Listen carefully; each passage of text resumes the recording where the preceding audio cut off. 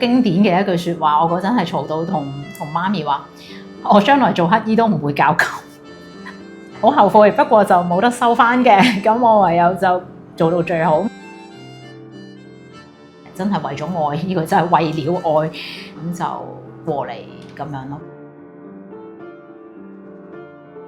那個時候有的時候，我們馬上走了呢。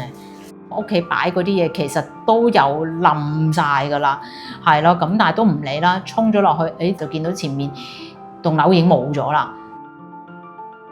天災控制唔到，咁我覺得就活在當下啦。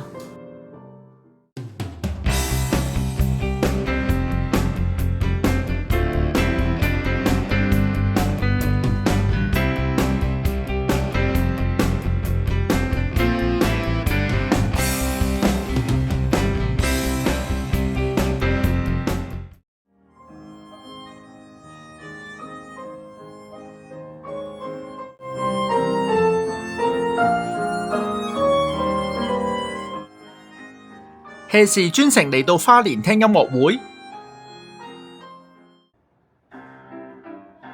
我哋今次除咗嚟聽美妙嘅演奏，仲係嚟支持佢，嚟自香港嘅鋼琴老師 Amy。我們就是一起合作，做一些很多不一樣的東西。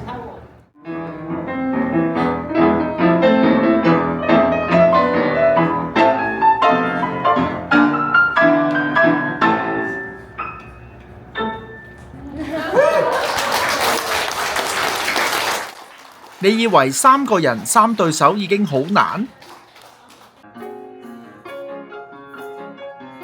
？5個人5隻手一樣咁合拍啊！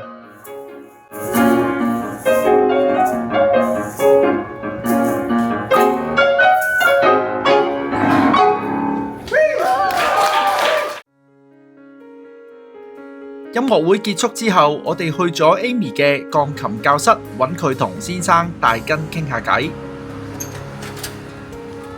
Hello，Amy 來頭唔細㗎，佢擁有2個碩士學位，而且教學經驗豐富。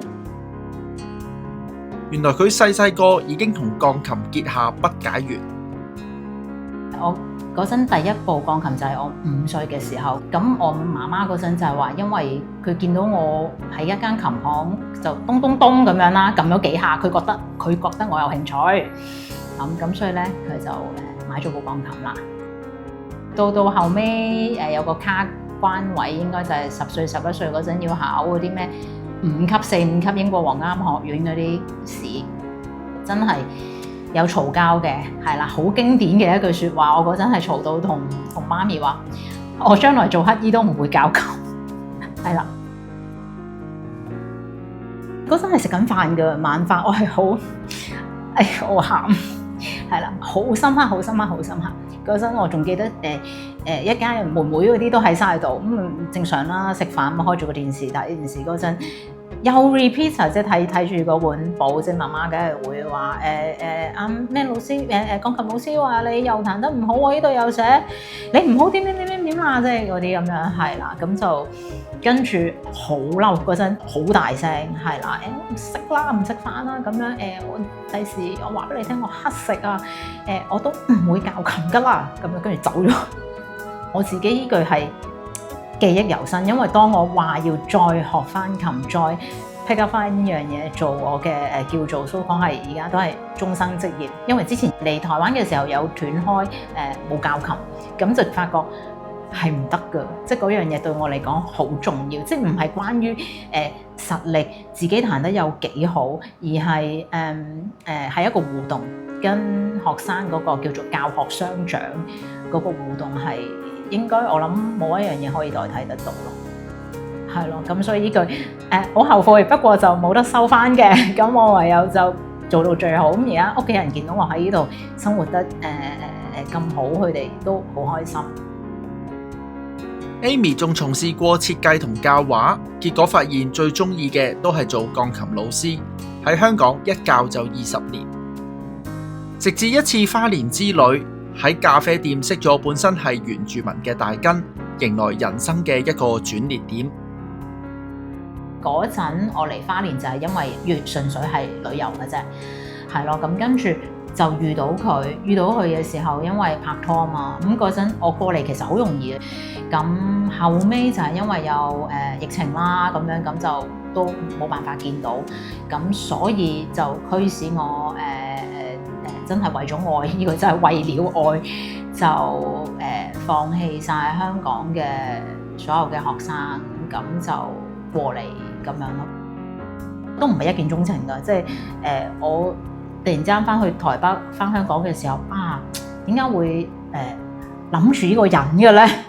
係啦，就覺得好奇怪喎，有乜好咧咁樣？但係你會掛住嗰個人，係咯，咁所以就開始慢慢嗰陣用 Line 咁就溝通啊咁咯，咁就約定我過嚟嘅時候咁就見面啊咁咯。咁同埋如果你要同呢個人生活，你都要了解第一佢文化同埋佢阿美族，即係我唔知道佢屋企嘅環境啊背景啊，或者佢屋企人接唔接受我咧咁樣，因為我帶過去都幾多啊，咁我反而唔係佢吸引到我，係佢阿媽吸引到我。係啦，我婆婆真係好，佢係好錫我所有嘅繁文縟節，你唔使做啦。要唔要生小朋友咧？千祈唔好，你哋兩個開心就好啦。咁咯，係啦，即係好 enjoy 即係呢度嘅生活咁樣。兩個成長背景截然不同嘅人走埋一齊，又冇咩文化差異呢？我覺得他很會做 social 的動作，對。那平常我們應該是說我的生活圈比較單純一點，所以就是上班出去工作，下班就是回家。但是他可能就是會下班之後還有一些找朋友的活動。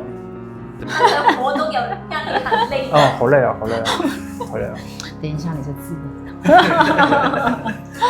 像今天的那些音樂活動，是我以前從來都沒有接觸過的生活圈啊。對，我們的生活圈也很大的不一樣。那去香港對我來說，就像是看到小時候的電影，直接展現在眼前的環境這樣，所以我還蠻喜歡香港的。喺花蓮生活俾你一種乜嘢嘅感覺？成個人嘅腦袋可以放到好慢，係啦，即係嗰個步伐真係我本身都唔相信㗎，即係話呢度慢活，咁係我真係太快啦，我發覺係啦，我過咗嚟之後咧，個人都好即係好急啊，都係好急。咁後尾慢慢適應呢個真係同香港最大嘅分別就係好多嘢都慢啲嘅。係啦，即係你唔需要好多嘢，唔需要趕啊咁樣咯，係咯，你可以慢慢諗，慢慢去做，咁同埋又可以揾翻一啲自己中意做嘅嘢咁樣咯，係咯。除咗步調同香港唔一樣，花蓮不時受天災威脅，對於甚少接觸地震嘅香港人，亦係挑戰。嗰年2024年嘅4月3號嗰陣，我喺花蓮市，唔係未開依間教室，有一個大地震到7點幾級，咁我哋就正喺嗰個震嗰個地帶嗰度，咁就係前邊冇幾遠嗰個，其實就係個天王星，是不是天王星大樓？天王星東大門對面啊，嗰棟嘢冧咗，咁我哋係住前少少嘅啫，所以嗰陣係搖嘅，嗰陣我記得係7點幾未到8點朝頭早。哇！發生咩事？咁跟住馬上係好多救護車啦，因為真係 boom 咁樣嘅，好勁嗰一下，咁知道哇大件事啦，咁就要跑落樓啦咁樣咯。咁呢個係好深刻嘅。你問我驚唔驚？當然會驚嘅，係啦。咁所以我哋啲逃難包啊點樣樣，其實都有執定，因為跟住佢仲有好多啲餘震啊、剩啊咁樣咯。經歷過強烈地震，有冇令佢哋想離開花蓮啊？自己經歷過嘅時候，其實我都冇選擇要翻去香港，或者叫佢喂，不如一齊嚟香港咁樣咯，係咯，因為我覺得天災天災你控制唔到嘅，即係反而如果人禍嗰啲嘢，反而你仲心噏，人禍可以控制啊嘛，天災控制唔到。咁我覺得就活在當下啦。所以大家也沒有想過，因為花蓮可能有地震，然後颱風來的時候也會蠻厲害的，也沒有想過因為這些因素而離開花蓮。你的家就在這邊啊，所以你必須要好好的建立你的家。應該這樣說好了，台灣這100多年幾乎都是面臨天災或是戰爭好了，人禍。我們喜歡這邊，那我們就盡快的把這邊給修復回來。佢頭先講咗佢好好，因為花蓮係佢嘅家，係佢嘅係啦，即係佢嘅家，所以佢點樣都會喺呢度。咁所以其實都係嘅。其實我成日同啲朋友講話，如果我唔係嫁過嚟，我諗我唔會選擇離開香港，因為香港都係即係我嘅家，我個根有我嘅屋企人喺度啦，又有啲學生喺度，係咯，就係咁。Amy 除咗經營鋼琴教室，亦都有做一啲義務工作，包括走入校園，同學生進行一啲音樂體驗活動。